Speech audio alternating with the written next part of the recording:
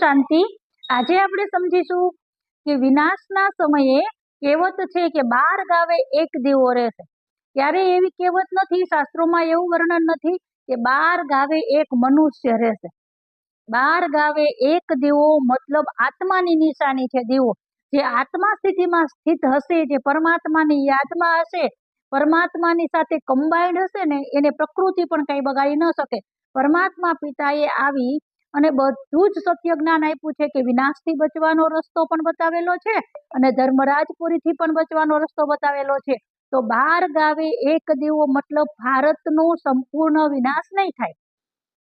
એવી આત્મા જે યોગી છે એવી આત્મા બચી જાય છે અને એના દ્વારા ધીમે ધીમે સતયુગી દુનિયાની વૃદ્ધિ થતી જાય છે। એટલે સંપૂર્ણ વિનાશ પણ નથી અને વિદેશની અંદર તો સંપૂર્ણ વિનાશ થઈ જવાનો છે, પરંતુ ભારત અવિનાશી ખંડ છે એટલે એનો સંપૂર્ણ વિનાશ નથી થવાનો।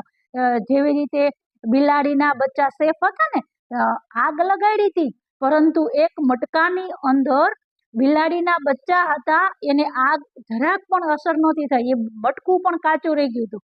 એ માટલાની અંદર બિલાડીના બચ્ચા સેફ હતા। એ દ્રષ્ટાંત છે કે જ્યારે વિનાશ થાય છે ને ત્યારે 12 ગાવે એક દીવો મતલબ આત્મા સ્થિતિમાં સ્થિત આત્મા બચી જાય છે। તો પરમાત્મા પિતા આવી અને સત્ય જ્ઞાન દ્વારા, સત્ય મુરલી દ્વારા અને પરમાત્માએ વાયદા કરેલા છે કે જે શિવ શક્તિ કમ્બાઇન્ડ હશે ને એને પ્રકૃતિ પણ નમન કરશે।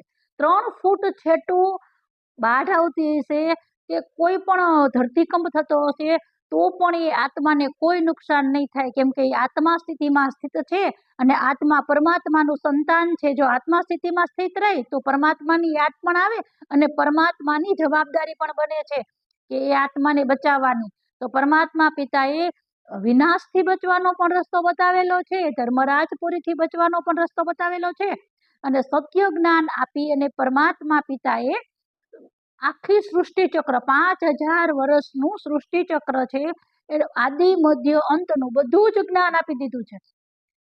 એટલે વિનાશ તો થવાનો છે પણ ભારત અવિનાશી ખંડ છે એટલે ભારતનો સંપૂર્ણ વિનાશ નથી થવાનો।